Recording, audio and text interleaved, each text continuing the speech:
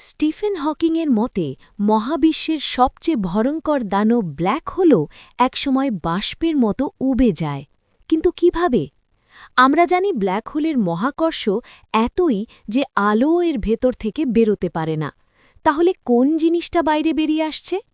মহান বিজ্ঞানী Stephen Hawking ১৯৭৪ সালে প্রমাণ করেন যে ব্ল্যাক হোল আসলে পুরোপুরি কালো নয়। এটি থেকে প্রতিনিয়ত এক ধরনের বিকিরণ বা রেডিয়েশন লিক হয়, যার নাম হকিং রেডিয়েশন।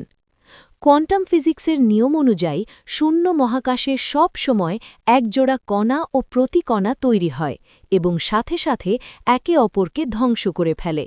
কিন্তু এই ঘটনাটি যখন ব্ল্যাক হোলের সীমানা বা ইভেন্ট হোরাইজনের ঠিক ওপরে ঘটে, তখন ব্ল্যাক হোলের ভয়ঙ্কর টানে একটি কণা ভেতরে পড়ে যায় আর অন্যটি মহাকাশে ছিটকে বেরিয়ে আসে।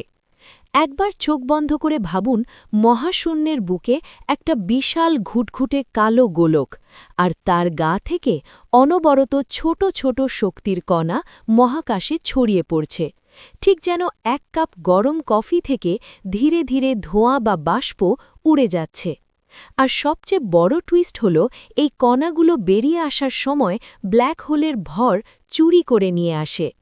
কোটি কোটি বছর ধরে এই শক্তি হারাতে হারাতে একদিন বিশাল একটা মেগা বিস্ফোরণ ঘটিয়ে আস্ত ব্ল্যাক হোল চিরতরে নিশ্চিহ্ন হয়ে যায়। তাহলে ব্ল্যাক হোলের পেটে হারিয়ে যাওয়া জিনিসগুলো কি চিরকালের জন্যে মুছে যায়, নাকি এই রেডিয়েশনের মাধ্যমেই অন্য রূপে ফিরে আসে? আপনার কি মনে হয় কমেন্টে জানান। আর আরও এমন বিজ্ঞান রহস্য জানতে সায়েন্স টক সাবস্ক্রাইব করুন।